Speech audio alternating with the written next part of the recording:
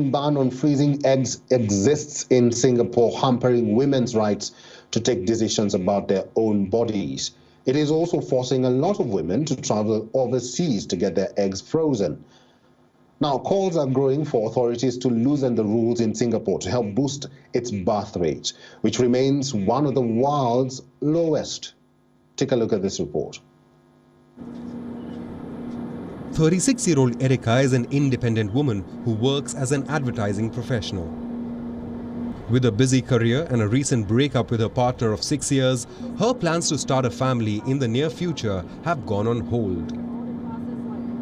Another problem is the Singapore government's ban on freezing eggs. The rule poses an additional barrier for Erica, who now feels she will have to travel overseas to get her eggs frozen.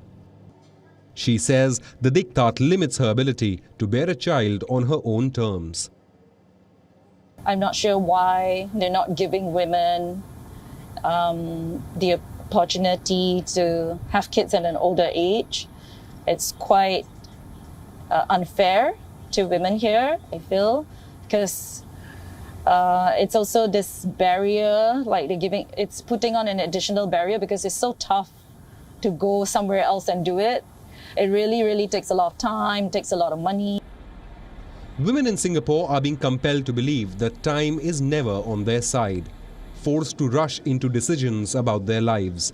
Women's fertility typically begins declining from the mid-30s, but freezing eggs can give them a chance to have children later.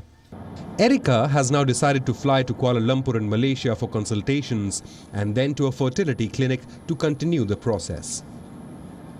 From the economic point of view, yes, it is our gain in terms of if this service is not offered by the Singaporean Fertility Centre.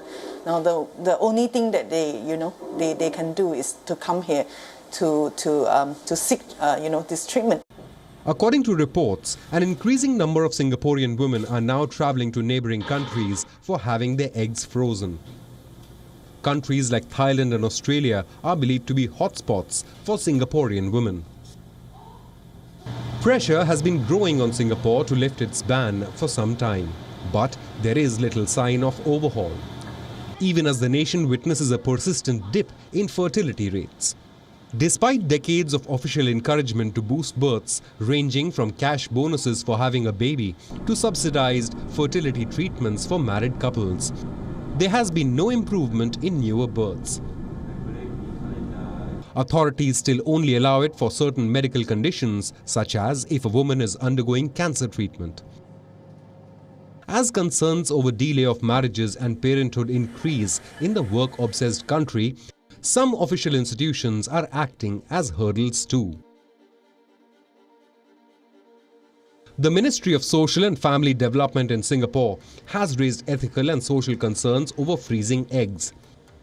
The National Council of Churches of Singapore has also spoken out against elective freezing, calling it a profoundly selfish act.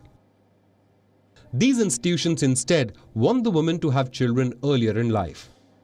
The government's diktat, coupled with negative social attitudes regarding elective egg freezing, is bound to further restrict women's autonomy over their lives, careers, and even their bodies.